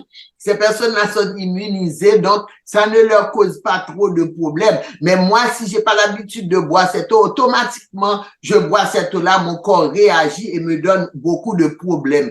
Donc, la meilleure eau qu'on devait boire, c'est de l'eau de source. Malheureusement, on a perdu ces choses-là en Haïti. Je connaissais une source parce que j'ai grandi en Haïti et où l'eau était cristal. Il y a du sable qui sortait de l'eau. L'eau était fraîche, l'eau était claire, limpide, comme du cristal. Mais malheureusement, on a perdu de ces choses-là que nous avons des richesses que nous avions en Haïti. Donc, c'est ça. Certaines personnes réagissent à telle chose et d'autres moins. Parce que surtout la personne qui est habituée à boire de cette eau-là, c'est comme si cette personne-là est immunisée. Mais une autre personne qui n'a pas l'habitude de boire cette eau va avoir beaucoup de problèmes. Automatiquement, cette personne boit cette eau-là. Merci.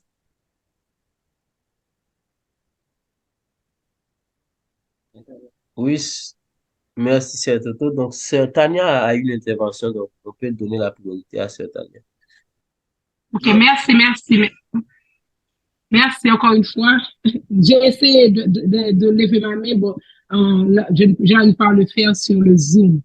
Ce que j'aimerais ajouter, c'est concernant l'eau et la déshydratation, et j'aimerais ajouter quelque chose pour la question que le frère vient juste de poser concernant la qualité de l'eau. Une chose que vous devez savoir, quand on perd l'eau, c'est un élément qui est très sensible. Comme Sœur Anthony vient de dire, la composition chimique de l'eau, c'est H2O. C'est-à-dire, l'eau est composée de 2 molécules d'hydrogène et une molécule d'oxygène. H2O. Maintenant, quand on perd de l'eau, quand on perd du liquide en général, par de l'eau, par exemple, quand on vomit, on est allé à la selle, on est uriné, de façon chimique, on ne perd pas seulement l'eau, parce que l'eau, c'est un élément qui fait des disciples, qui arrive de faire des disciples dans l'organisme. J'essaie d'utiliser un langage clair pour que vous compreniez, pour que vous arrivez à comprendre bien ce que j'aimerais vous dire. Quand on perd liquide en général, que ce soit l'eau, les vomissements, l'urine, liquide qu'on a vu qui sort de notre organisme, il n'est pas seulement de l'eau. Ce liquide contient l'eau et des électrolytes, c'est-à-dire on perd sodium, potassium, magnésium, etc. Donc voilà pourquoi on doit être très prudent quand on perd de l'eau, parce que quand l'eau va sortir, il entraîne d'autres éléments en sa compagnie. Voilà pourquoi on voit des gens, ils sont très déshydratés, non pas seulement à cause de l'eau, mais à cause des électrolytes qui viennent avec de l'eau qui sortent de l'organisme. Donc, et quand on est en train de réhydrater après une déshydratation, on ne doit pas seulement boire de l'eau, on doit prendre des éléments qui contiennent des électrolytes aussi. Parce que la composition chimique de l'eau, c'est H2O, mais cependant, notre corps a besoin non seulement d'eau, mais notre corps a besoin des électrolytes. Parce que le rôle des électrolytes, il participe à la transformation de l'électricité dans le corps. Par exemple, le cœur. Sans les électrolytes, le potassium, le magnésium, notre cœur va arrêter. On voit des gens qui ont des arrêts cardiaques, non pas à cause d'une raison mécanique, mais c'est à cause d'une déshydratation causée par l'eau, parce que quand l'eau sort, il entraîne des autres éléments. Donc, voilà pourquoi on doit très être prudent avec l'eau.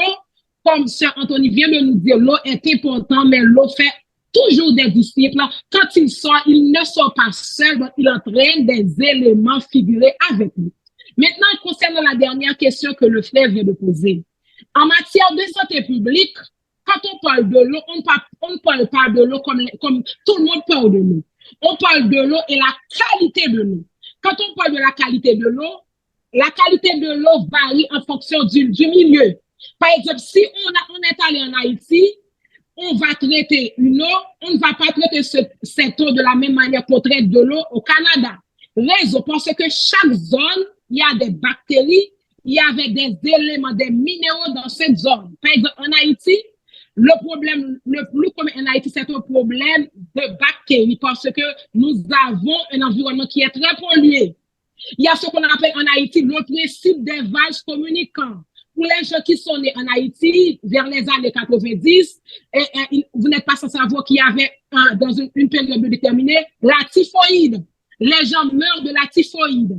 La cause principale de la typhoïde, c'est parce que dans les temps anciens, la façon dont les gens construisent les toilettes, parce que suivant les principes en santé publique, on doit construire les toilettes en amont, mais pas en aval.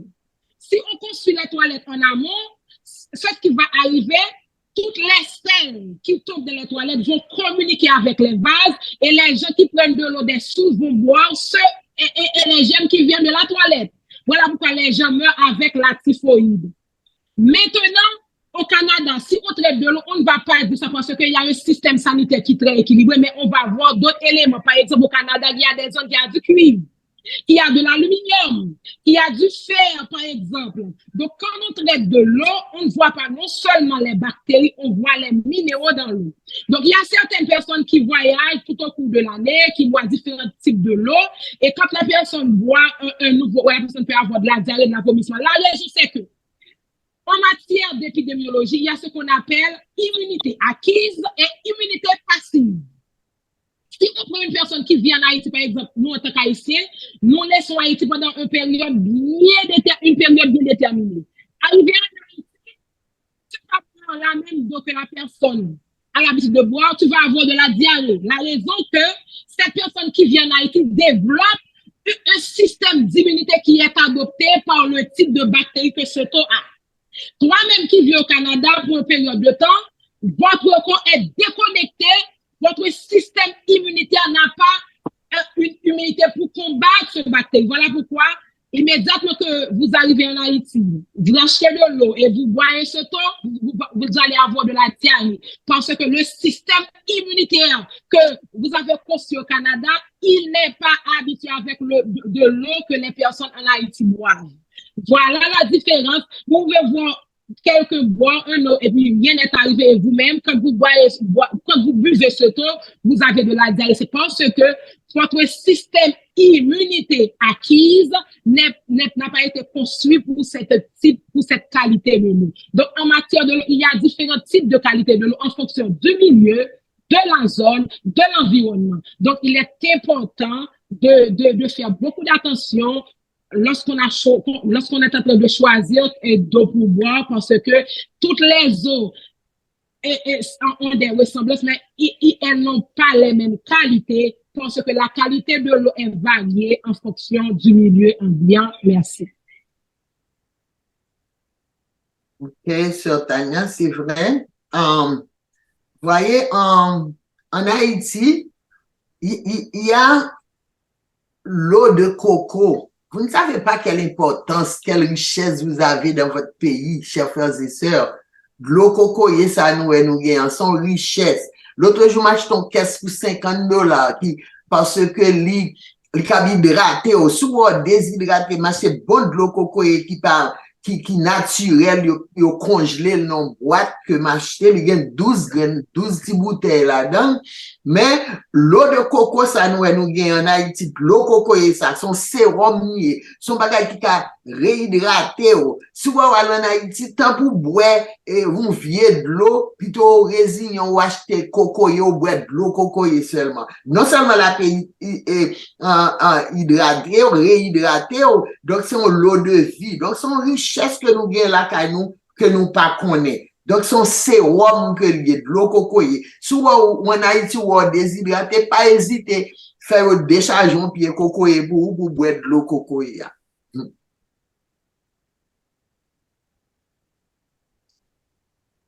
Amen, merci. Vous pouvez aussi, si vous le voulez, ouvrir votre caméra et puis faire signe, sinon l'espace de cavadage, ou bien lever la main en utilisant l'outil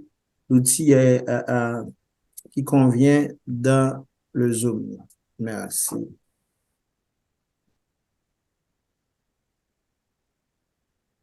Amen, merci beaucoup. Je pense que Gilberte a une question.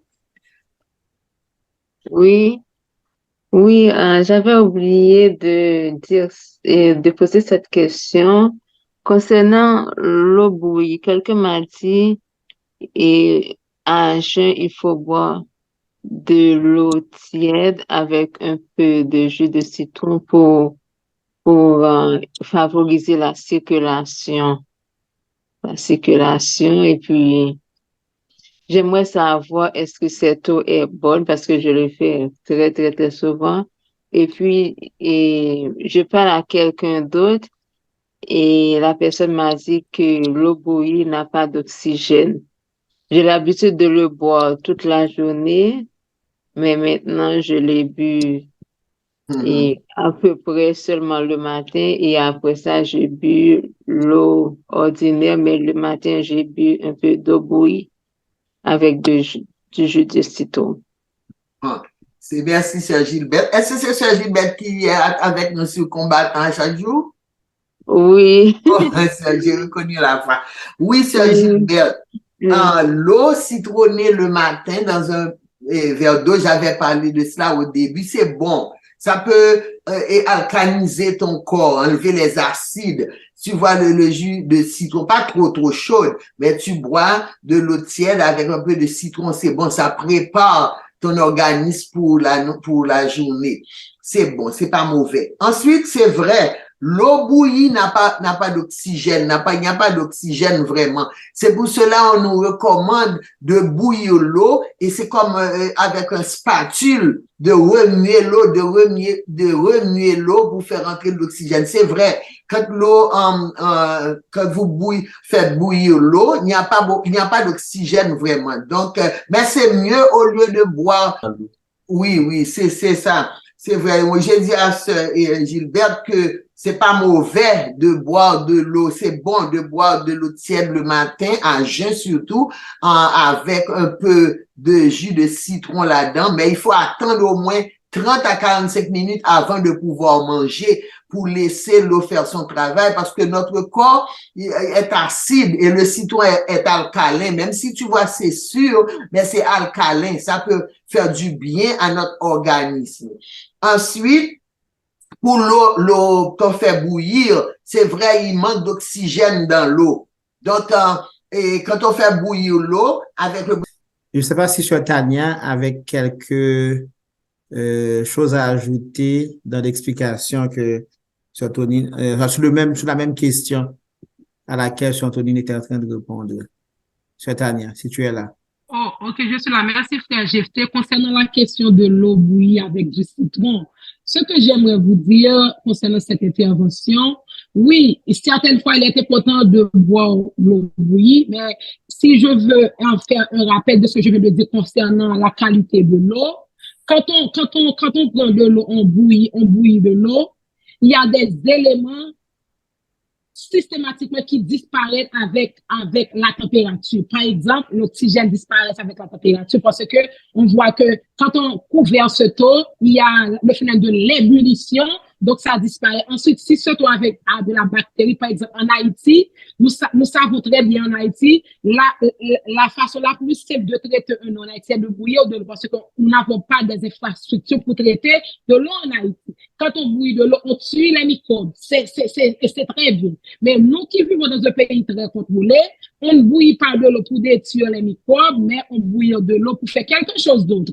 Le fait de boire une eau, par exemple, qui n'est pas trop chaude, mais qui est, je peux dire en anglais warm, ou bien qui est, je peux dire, qui n'est pas trop chaud, on peut boire, c'est le fait d'essayer de neutraliser l'acide au niveau de l'estomac.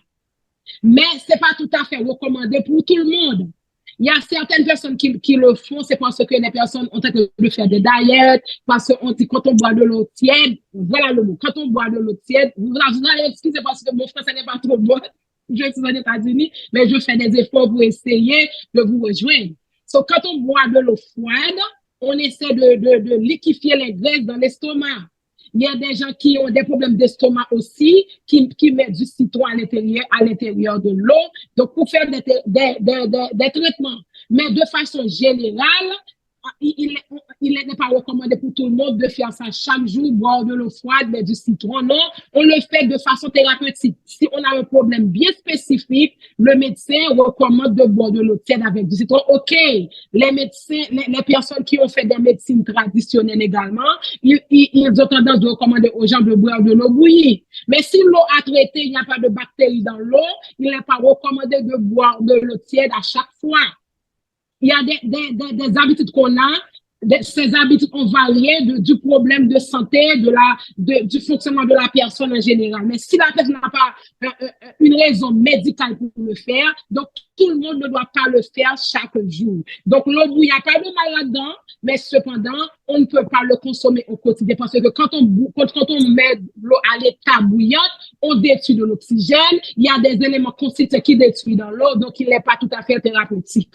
Donc, je peux dire, il est facultatif de boire de l'eau tiède avec du citron, mais c'est pas tout le monde qui doit le consommer au quotidien. En général, et c'est de consommer de l'eau au quotidien, mais on doit porter une attention soutenue à la qualité de l'eau qu'on boit, parce que si on boit une mauvaise eau, ça peut entraîner l'infection, ça peut entraîner l'indigestion, parce que, par exemple, il y a des gens en Haïti, il y a un exemple que j'aimerais attirer votre attention. Il y a des personnes qui viennent des régions en Haïti, ils ont des problèmes au niveau des dents, des caries dentaires. Ces personnes qui ont des caries dentaires, c'est pas parce qu'ils ne prennent pas soin de leur bouche, c'est parce que cette eau que ces personnes boivent au quotidien a des éléments, des minéraux, par exemple du cuivre. L'eau qui a du cuivre détruit les dents. Il y a certaines régions, surtout moi qui viens de l'Antibonite, des personnes qui viennent dans une zone qu'on appelle Terre-Neuve, vous allez voir cette personne, la majorité des personnes de la population ont des problèmes de caries dentaires. C'est parce que l'eau que ces personnes boivent au quotidien a de la cuivre. Et les cuivre détruit les consistances dentaires. Pour nous qui vivons aux États-Unis, au Canada, nous n'avons pas ce problème. Et nous disons gloire à Dieu pour ça, parce que Dieu nous a fait grâce. Mais ces gens, ils souffrent de ce problème. Cependant, ils boivent de l'eau au quotidien. Mais pour nous achetons de l'eau dans les supermarchés et certaines personnes boivent de l'eau du robinet qui n'est pas conseillée parce que les maisons sont construites pendant une période de temps qui est très élevée et à l'intérieur des pipes, on dit ça en anglais, les robinets, il y a des corps étrangers qui grandissent dans les robinets, donc il n'est pas recommandé tout le temps de boire ce eau. Donc, acheter de l'eau dans les supermarchés, c'est un autre sujet. Et une autre fois, je pense qu'on va voir la façon dont on traite ce eau, ces eaux qu'on vend dans les supermarchés. Et aussi, il y a des gens, quand ils finissent de boire une bouteille d'eau, et il reste la moitié de la bouteille dans la voiture, et avec le soleil, et la personne revient, et la personne en boit le reste de l'eau. C'est pas sanitaire. Parce qu'avec la chaleur, la plastique, les éléments chimiques qu'on utilise pour faire la bouteille plastique, avec la chaleur, ça dégage des éléments cancérigènes à l'intérieur de l'eau. Voilà pourquoi quand on boit une bouteille d'eau, on met cette bouteille dans la voiture, il n'est pas recommandé de reboire cette eau parce que c'est vraiment nocif pour l'organisme. L'eau est importante une fois de plus, mais on doit être très prudent à la qualité de l'eau qu'on consomme au quotidien. C'est vrai, et on traite certaines eaux avec, on met du fluor, du chlore pour détruire certaines bactéries dans l'eau. Donc, il y a du plomb, ça peut avoir du plomb. Il y a certaines régions, on a même dit que même au Canada, il y a le E. coli. C'est une forme de bactérie qui peut détruire, qui peut donner la diarrhée, la dysenterie. Donc, il faut vraiment, que je l'avais mentionné, de ne pas boire l'eau embouteillée, laissée au soleil dans les choses de plastique. Vraiment, c'est pas bon pour la santé. Donc, il faut faire attention. Mais boire un peu d'eau, ça dépend de la quantité de jus de citron, un petit peu d'eau tiède le matin, et ça dérange pas. Ça dérange pas. Je pense qu'on a perdu sur Antonine. En attendant, on a une question dans le chat, Frère Bernard. Est-ce qu'on pourrait la poser? Oui. Après cela, je pense que ce serait probablement la dernière question. Il est 6h52. Donc, on va prendre cette question et puis, je ne sais pas, on va devoir mettre fin. C'était très, très, très actif au niveau des questions et commentaires. Ça montre l'intérêt que vous avez pour de tels sujets. Alors, la dernière question. Mais c'est concernant sur le même aspect qui concerne de boire de l'eau tiède, mais certaines personnes, j'ai entendu souvent certaines personnes parlent de quand elles ont des problèmes d'indigestion, donc elles ont l'habitude de boire de l'eau un peu tiède le soir ou bien après avoir mangé. Donc, je voulais demander est-ce que c'est une bonne pratique, mais si c'est auto, donc ben, allez-y. Moi, je voulais juste dire même de l'eau chaude même. Il y a des personnes qui disent bois l'eau avec comment dire, la chaleur qu'on peut supporter. Alors, pas de l'eau tiède, ça, c'est de l'eau chaude, je pense. Et puis, on dit ça fait On va brûler son les estomac. graisses. On dit ça va brûler les graisses, surtout quand on consomme des choses grasses le soir. Je sais pas si c'est pas toi. Alors, C'est scientifique. pourquoi consommer du gras? C'est ça le Je problème. consomme ce qui est mauvais, et puis ensuite, je vais essayer de le détruire. Mais le plus simple, c'est de l'éviter. Les humains se donnent pas mal de problèmes, hein.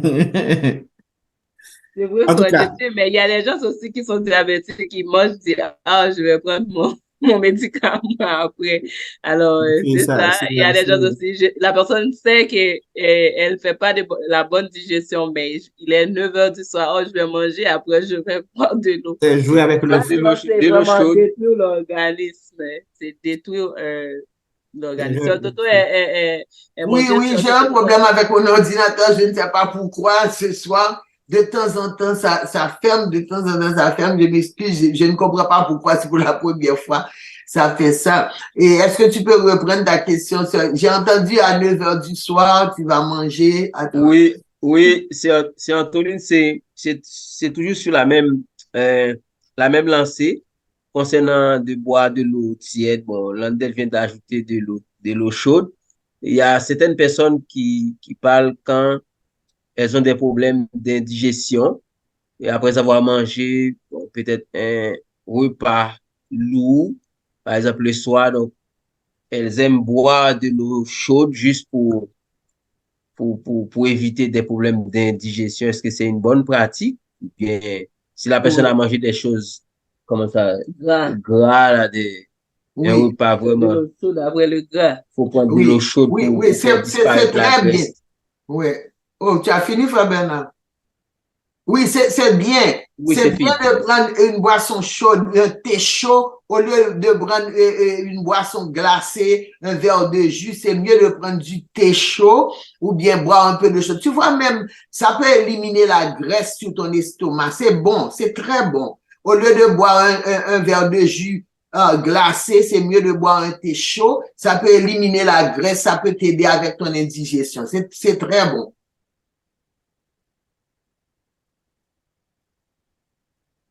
Tu vois, même les Chinois le font, hein. Ils boivent au lieu de prendre du jus, ils boivent un thé chaud ou bien de l'eau chaude après avoir mangé. Donc, vous voyez, c'est bon, c'est pas mauvais.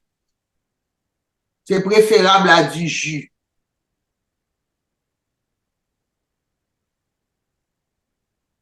Est-ce que tu as entendu ça, Nadino?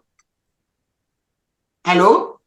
Oui, merci, Sœur Oui. Toto. On fait place à Fort Jefté, je ne sais pas si. Oui, alors, il y a une main qui était levée bien avant et la dernière question. Je ne sais pas si Sœur Israël avait une intervention. Ce sera la dernière et avant les remerciements. Je pense Mais qu'on peut passer au remerciement. remerciements, c'est ça? Oui. D'accord. Alors, bon, et Sœur Toto, un grand merci, un grand merci. C'était une très belle présentation.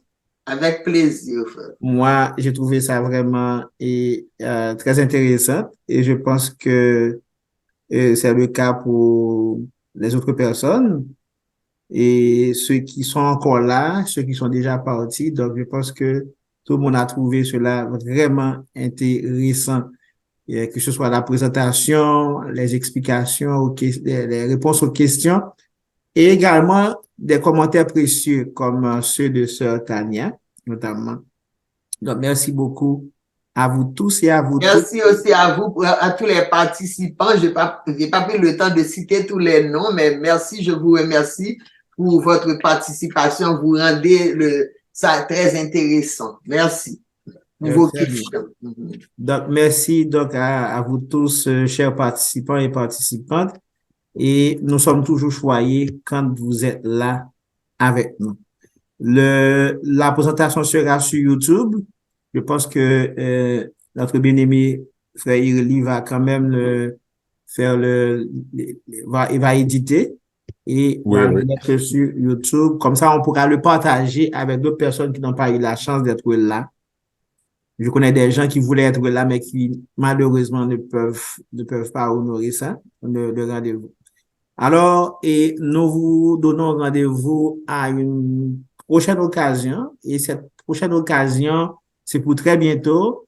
Ce sera pour le mois de décembre. Donc, on comptait poursuivre avec la série, avec la troisième loi. Mais on a jugé bon, vu que c'est la fin d'année, d'amener un sujet qui conviendrait à la fin d'année, le contexte de la Noël.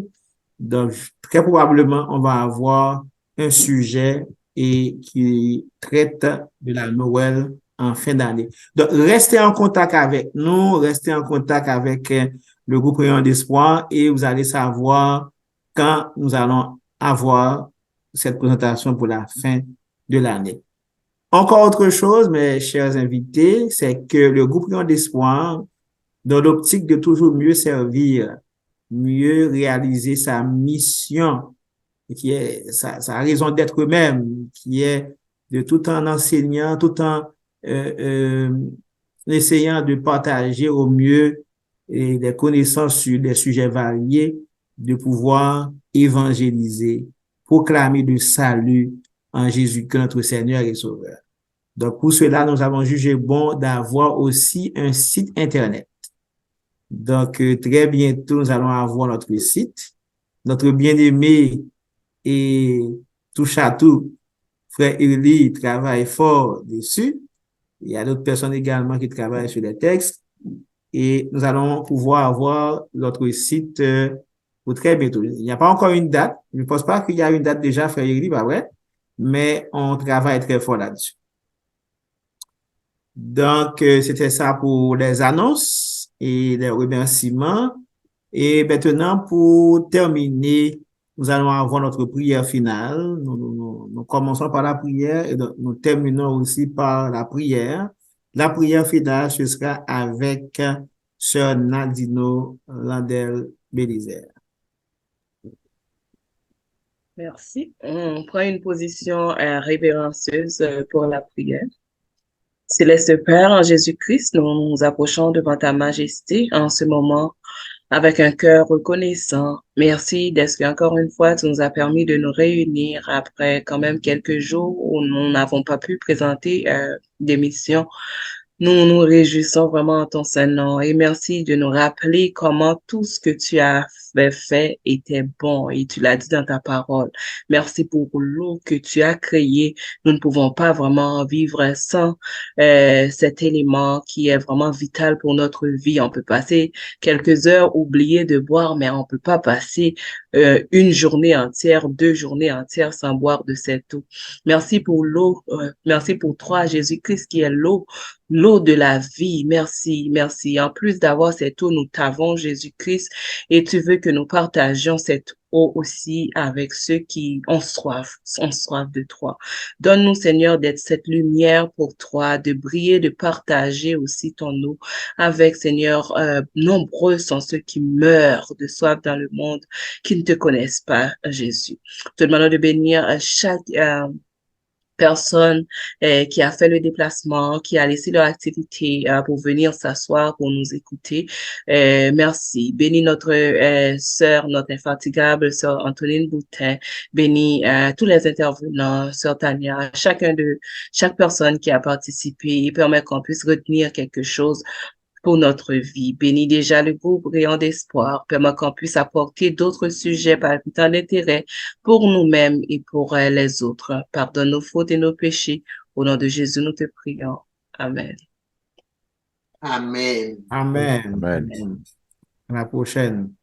Merci, je vous remercie tous. Merci Frère Jephté, Sœur Israëline, Sœur Nadino et tous les participants, Frère Irli, Sœur Tania, Sœur Gilbert. Merci à tous nos visiteurs. Je vois, ils sont encore là. Oui, on a eu beaucoup de visiteurs.